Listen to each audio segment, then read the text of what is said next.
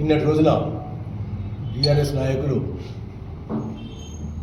పద్మశాలీలను అగౌరవపరుస్తున్నటువంటి కేకే అని ఒక శీర్షిక ద్వారా మీటింగ్ పెట్టడం జరిగింది.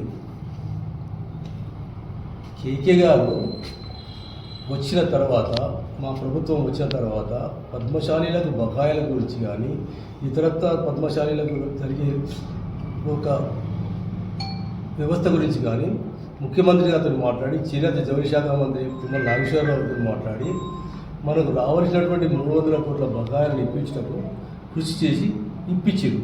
అయితే వాళ్ళు ఏమంటారు, 300 కోట్లు ఎవరికి ఇచ్చారు అంటే 300 కోట్లు ఎవరికి ఇచ్చారు అనేది కూడా మీకు వినబడతలేదు, కనబడతలేదా? ప్రజలను అడిగితే సీట్లను అడిగితే తెలియడం లేదా? ఏమిది మీ బాధ?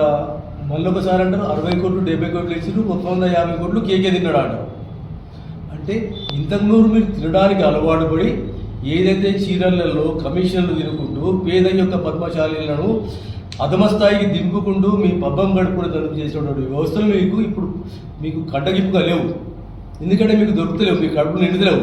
ఇదివరకు మీ కడుపు నిండింది చాలగా ఇప్పుడు కేకే తిన్నాడు అంటారు. తిని మీ యొక్క కుటుంబాలు, మీ ఆర్థిక పరిస్థితులు ఎంతున్నాయో మీరు తెలుసుకోరు. ఒకసారి బయట రాండి. మీ ఇంతకు 5-10 సంవత్సరాల క్రితం మీ కుటుంబాలు ఏముండే, ఇప్పుడు మీ కుటుంబాలు ఏముండే, ఎన్ని కోట్లు మీరు సంపాదించరు?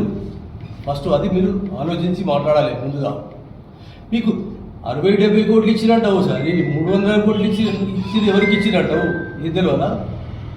పోతే మొన్న చనిపోయినటువంటి బైరి అమర్ శ్రవంతి కుటుంబం గురించి ప్రభుత్వ పరంగా సాగర్ ఏడియాలతో చెప్పినాడు, ఈ కుటుంబానికి ఈ సాగు ఎలాంటి ఆత్మహత్యలకు ఆస్కారం లేదు అని చెప్పి తన వ్యక్తిగత కారణాల వల్ల చనిపోయాడు అన్నారు. అయినా మానవతా దృక్పథంతో వ్యక్తిగత కారణాలను దృష్టికి లేకుండా వారికి అందవలసినటువంటి సహాయం గురించి కానీ ప్రభుత్వ పరంగా రావాల్సినటువంటి చెక్కును వాడు ఇప్పడం జరిగింది. ఇక ముందు ఆత్మహత్యలు చేసుకోవద్దని వేడుకోవడం జరిగింది. ఎవరి అయినా ప్రాణాలే కాబట్టి ఏ ఒక్క వ్యక్తి కూడా ఆత్మహత్య చేసుకోవద్దని ప్రాధాన్యపడతా ఉన్నాము.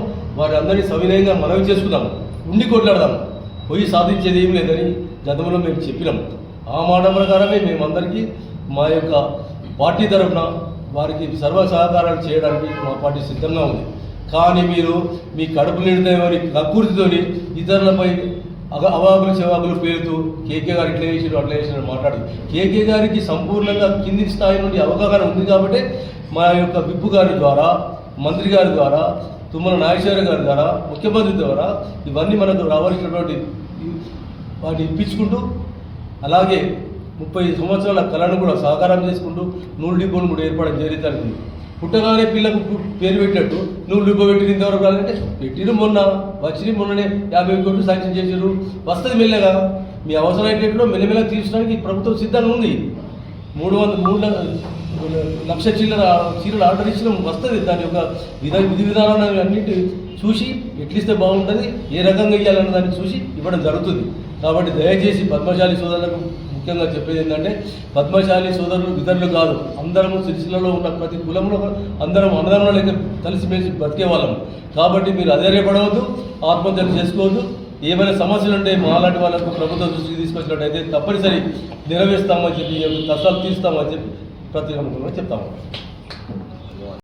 బీఆర్ఎస్ నాయకులు కేకే మందిరెడ్డిని ప్రభుత్వం విమర్శిస్తుండ్రు. పద్మశాలి ఆత్మగౌరవాన్ని దెబ్బతీసిందని మాట్లాడుతుండ్రు. పద్మశాలి ఆత్మగౌరవాన్ని గత 10 సంవత్సరాల సంది మీరు తాకట్టు పెట్టుకున్నారు. పద్మశాలి ఆత్మగౌరవాన్ని గత 10 సంవత్సరాల మీద తాకట్టు పెట్టుకొని బతుకమ్మ చీర పేరుతో ఇక్కడ వ్యవస్థనంతా నాశనం చేసేసిండు. పాలిషన్ నడుపుడు చేసిండు, సైకిల్ నడుపుడు చేసిండు, వ్యవస్థ మొత్తం నాశనం చేసిండు. ఈరోజు ఏదైతే చైర్మన్లో గతంలో బతుకమ్మ చీర రాకముందు పాలిస్టరు అండ్ కాటన్ నడిపి బతికిండు తప్ప అంతకన్నా బతుకమ్మ చీరలు ఉన్నాయా? ఇట్లా ఏం పని చేసుకొని బతికిండు? ఇలా వైట్ చీర కానీ వైట్ చీర అంటేనే మా కాటన్ నడిపి, సైకిల్ నడిపి, డైయింగ్ బతికిండు. ఈరోజు బతుకమ్మ చీరలతోని అని పేరు పెట్టి మా పద్మశాలి ఆత్మగౌరవం తాకట్టు పెట్టుకొని వాళ్ళ జీవితాలతో ఆడుకొని ఈరోజు వాళ్ళ చావులకు కారణమవుతుంది. గతంలో వయసు రాశాడు ఉండగా మేము దాదాపు 11,000 అంత్యోదయ కార్డులు ఇచ్చినాం, కరెంట్ సబ్సిడీ ఇచ్చినాం. వీళ్లకు ఏ విధంగా పద్మశాలి ఆత్మహత్య చేసుకుంటే సావధాన ఉద్దేశం కొద్ది వయసు ఎన్నో పద్మశాలకు ఎన్నో వేసిండు. అప్పుడు మేం చేసే తప్ప మీరు బతుకమ్మ చీరలు ఒక్కటే, మీరు బతుకమ్మ చీరలు ఒకటే, దాంతోనే మీ కార్యాలయం ఎత్తుండు. అంటే పేపర్ ఇచ్చిన బతుకమ్మ చీరలు బతుకమ్మ చీరలు 4 సంవత్సరాల్లో 4 సార్లకు 3 నెలలు ఇచ్చి 4 నెలల 4 సంవత్సరాలు 3 4 నెలలు ఇస్తుండు. కడమ 8 నెలలు ఉపదా ఉంటుండు. మళ్ళీ గదే పాలిస్టర్ కాటన్ లేదు, వ్యవస్థ లేదు. సైజింగులు దాదాపు 30 సైజింగులు ఉండే, 70-80 మన డైయింగ్ ఉండే. అవన్నీ వేరే మీ టీఆర్ఎస్ ప్రభుత్వం చేయబట్టి ఇక్కడ పద్మశాల యొక్క ఆత్మగౌరవాన్ని తాకట్టు పెట్టుకొని వాళ్ళ జీవితంతో ఆడుకోవాల్సింది ఈ సందర్భంగా తెలియజేస్తున్నాం. పట్టణంలో అందరిని కూడా అవమానపరిచిన ముఖ్యమంత్రి అన్నాడు మీకు కనిపించలేదని అడుగుతా ఉన్నా. కాలేజీ గ్రౌండ్లో మీటింగ్ పెట్టి ఇక్కడ అంతా సన్యాసులు ఉన్నారు సిరిసిల్ల అని మాట్లాడి ముఖ్యమంత్రి దొరపోకడ చూపించుకున్నాడు. ఇదే కేటీఆర్ బజార్లో సారంపల్లి కాడ కళ్ళు తాగుతారు, బదనపల్లి కాడ కళ్ళు తాగుతారు, తలకాయలు తింటారు, గుడాలు తింటారు, షాలోళ్ళు అని చెప్పి కేటీఆర్ అన్ననాడు. మీరు పక్క పొంటే కూడా సప్పట్టు కొట్టు అంటే అంతకన్నా మహేంద్ర అన్నట్టుగా బదనం చేసేందుకు ఈరోజు మీరు కంకణం కట్టుకొని అసలు వాస్తవానికి పద్మశాల కొట్టగొట్టింది కేటీఆరే. మా మిల్లు ఎటుపోయింది?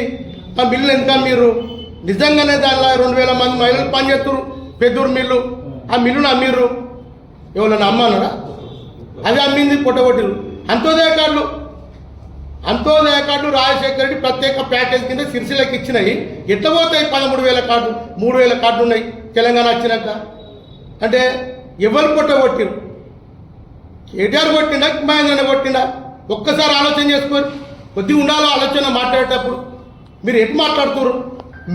మీ భాగవతాల కోసం మీ బతుకమ్మ చీరల దొంగ సంఘాలు పెట్టి పైసలు దోసుకున్నారు మీరు, చైర్మన్, వైస్ చైర్మన్. ఇంకా మీ కౌన్సిలర్ ఇందిరా మీ డబుల్ బెడ్రూమ్ మీరు ఇందిరా అమ్మినప్పుడు ఒకటి చూపిరు. మీ డబుల్ బెడ్రూమ్ మీ సగం మంది కౌన్సిలర్ మీరు అందరూ అమ్మాలి.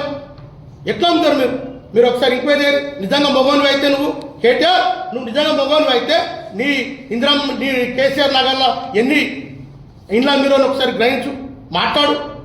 ఏం మాట్లాడుతాను? నోరున్నట్టు. ఒక కలెక్టర్ నుంచి చెక్ ఇచ్చే వాడు ఒక్కడు పట్టుకొస్తాడు. ఆ చెక్ అంటూ వాడు వీడు దొరకొకడు. ఇంకా నువ్వు పోలే ప్రభుత్వం మీద ఒక కలెక్టర్ ఆఫీస్ నుంచి వచ్చినామా చెక్ ఇస్తే నువ్వు ఆ మాట వాడు వీడు అనే మాట మాట్లాడతావా? అంత కావరమ్మా? ఒక ప్రభుత్వం సూచ్య ప్రభుత్వం, ఆ ప్రభుత్వంలో మా ప్రభుత్వం, మా గన్మెన్లు నీ దగ్గర ఉన్నారు. మీకు ఇచ్చే జీతం మాది ప్రభుత్వం. మా ప్రభుత్వమే తెలివిలేదంటవా? అంటే ఆ ప్రభుత్వం నువ్వు ఉన్నావా? నీకు కూడా తెలివిలేనట్టే కదా. ఏం మాట్లాడుతున్నావు నువ్వు? ఇంకా చదువుకున్న అమెరికా పోయినట్టు. మరి మేము అమెరికా పోలే, మాకు బాగా మాటలు వస్తాయి పల్లెటూరులో పెరిగిన. ఇవన్నీ ఏంటి మాటలు? వెంటనే బేచరిత్రగా నిన్న మాట్లాడిన మహేంద్రన్న మాటలు తీసుకోకపోతే ఒక్కొక్కరు సినిమాలు ఎక్కున్నాయి మా దగ్గర తీస్తా.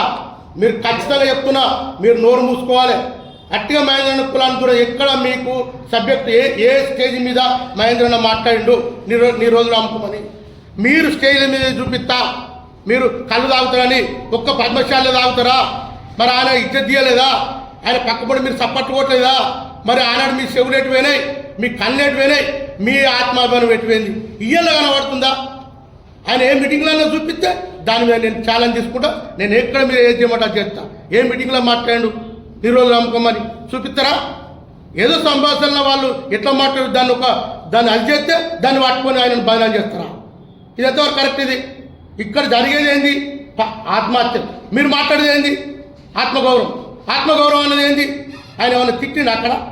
5 లక్షల రూపాయలు ఆనాడే ఆ కాలక ముందుకే పైసలు ఇప్పించిండు కదా.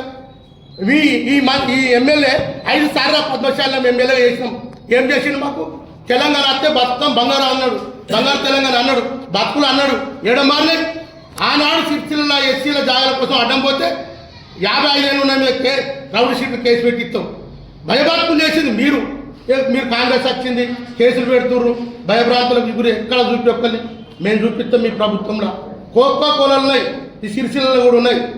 రైల్వే జాగాలకు వచ్చినట్టు అద్దయ్య ఇవి మా వాళ్ళు గరీబోళ్ళు అని అడ్డం పోతే ఆనాడు మీరు కేసు పెట్టలేదా? నిజం కాదా? అవి మీరు మాట్లాడతారా? అంటే మీరు ప్రభుత్వం ఉన్నతోటి పోతే ఒకట మీ ముఖానికి వెళ్ళారన్నారు. ఇంతమంది చచ్చిపోయినప్పుడు ఎప్పుడైనా ఒక 5 లక్షల రూపాయలు చచ్చిపోయినా ఇప్పించిరా? ఈరోజు బాగా ఇంకా రెచ్చగొడుతున్నారు చచ్చిపోను. ఈ సావులన్నీ కేటీఆరే, స్థానిక శాసనసభ్యులే భరించాలి.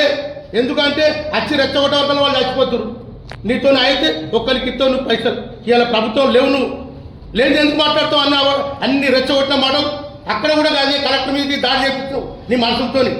ఇక మీరు కూడా ఉద్యమాలను రెచ్చగొట్టుడే, ప్రభుత్వం ఉన్నప్పుడు రెచ్చగొట్టుడే, ప్రతిపక్షం ఉన్నప్పుడు రెచ్చగొట్టుడే. అంటే మీ బతుకులు రెచ్చగొట్టుడా, మీరు బతకాలి, అందరూ చచ్చిపోవాలి. ఇదేనా మీ బతుకులు?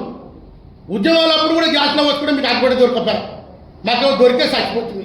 నిజంగా బీసీలం మీరు మా బీసీలను ఎప్పుడు పడితే అప్పుడు తిరుగుతారు, వాడుకుంటారు. సిరిసిల్లలో మీరు చేసిన తప్పులు బాగా ఉన్నాయి. మేము ఎందుకంటే అప్పుడు మేము మాట్లాడితే మమ్మల్ని కేసులు పెట్టి లోపడదోలేరు, భయభ్రాంతులు చేసింది మీరు, మేము కాదు, మా ప్రభుత్వం కాదు. ఇకనైనా మీరు మార్చుకోవాలి. ఇక్కడ నుండి ఏది మాట్లాడినా మహిళల మీద మాట్లాడితే ఊకుండేది లేదు.